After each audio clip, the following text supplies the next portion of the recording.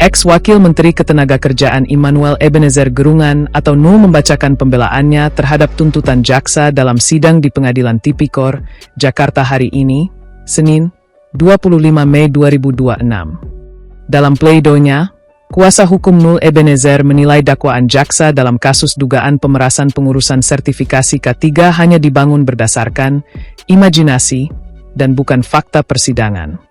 Kuasa hukum Nul Ebenezer juga menyoroti surat tuntutan jaksa setebal 846 halaman namun hanya 12 halaman yang memuat terkait ex-wamenaker tersebut.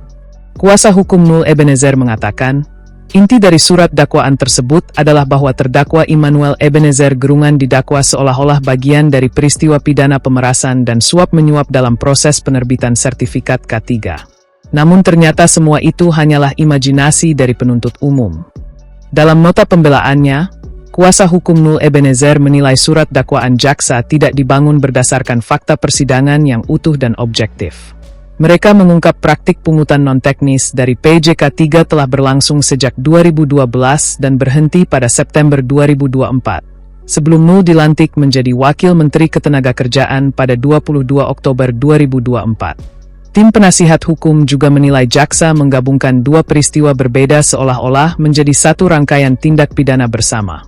Menurut mereka, tuduhan bahwa Nul menjadi bagian dari praktik pemerasan dan suap dalam penerbitan sertifikat K3 tidak pernah terbukti di persidangan. Kuasa hukum Nul menegaskan tidak ada satupun saksi yang menyebut Nul memerintahkan pemerasan terhadap PJK3. Padahal, berdasarkan fakta di persidangan, ternyata tidak ada satupun saksi yang menyatakan terdakwa Immanuel Ebenezer Gerungan mengarahkan untuk memeras PJK3, kata kuasa hukum. Dalam pleidoinya, tim hukum Nul juga menyoroti dakwaan soal permintaan jatah uang pungutan dan penerimaan uang 70 juta rupiah yang disebut jaksa. Mereka menilai tuduhan tersebut sama sekali tidak terbukti selama persidangan berlangsung. Bahwa, dakwaan penuntut umum tersebut tidak pernah terbukti di persidangan.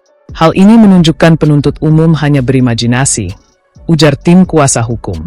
Selain itu, tim kuasa hukum menyinggung kesaksian terdakwa lain, Heri Sutanto, yang disebut tidak pernah membahas penerimaan uang non-teknis PJK3 dengan Nul.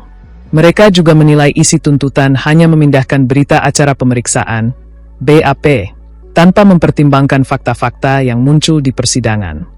Tim hukum Nul pun memperingatkan praktik tersebut dapat menjadi preseden buruk bagi proses penegakan hukum.